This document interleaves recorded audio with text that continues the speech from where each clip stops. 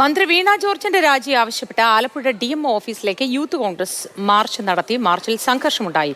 പ്രവർത്തകരും പോലീസും തമ്മിൽ ഏറ്റുമുട്ടി. പ്രവർത്തകർക്ക് നേരെ പോലീസ് ജലപീരങ്കി പ്രയോഗിച്ചു.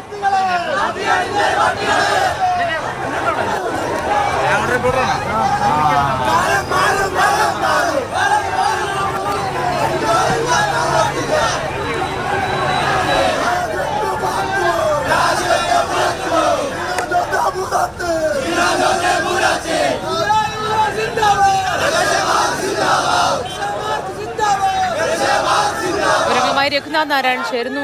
രഘു, ഇപ്പോഴും പ്രതിഷേധം പുരോഗമിക്കുകയാണോ അതോ അവസാനിച്ചോ? പ്രതിഷേധം അവസാനിച്ചു. കാരണം പ്രതിഷേധക്കാരെ മുഴുവൻ പോലീസ് അറസ്റ്റ് ചെയ്തുകൊണ്ട് പോയി. ഉച്ചയ്ക്ക് 12:30 കൂടിയാണ് യൂത്ത് കോൺഗ്രസ് പ്രവർത്തകർ യൂത്ത് കോൺഗ്രസ് ആലപ്പുഴ ജില്ലാ കമ്മിറ്റിയുടെ നേതൃത്വത്തിൽ ആലപ്പുഴ DMO ഓഫീസിലേക്ക് മാർച്ച് നടത്തിയത്. മാർച്ച് കെ മുരളീധരൻ MLA ഉദ്ഘാടനം ചെയ്തു. അതിരൂക്ഷമായ ഭാഷയിലാണ് കെ മുരളീധരൻ മന്ത്രി വീണ ജോർജിനെ വ്യക്തിപരമായി വിമർശിച്ചത്. ഉദ്ഘാടനത്തിന് ശേഷം കെ മുരളീധരൻ പോയതിന് തൊട്ടു പിന്നാലെയാണ് പ്രവർത്തകർ ബാരിക്കേഡ് തള്ളിമറിക്കാൻ വേണ്ടിയിടാൻ ശ്രമിച്ചത്. 4 തവണ പോലീസ് ജലപീരങ്കി പ്രയോഗിച്ചിട്ടും പ്രവർത്തകർ പിരിഞ്ഞുപോയില്ല. തുടർന്ന് ഇവരെ അറസ്റ്റ് ചെയ്ത് നീക്കാനുള്ള തീരുമാനത്തിലേക്ക് പോലീസ് എത്തി.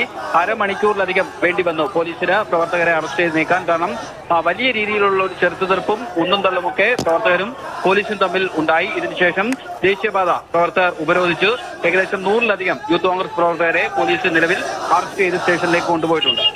ശരി, രഘുനാഥ് നാരായണനാണ് വിശദവിവരങ്ങൾ നൽകിയത്.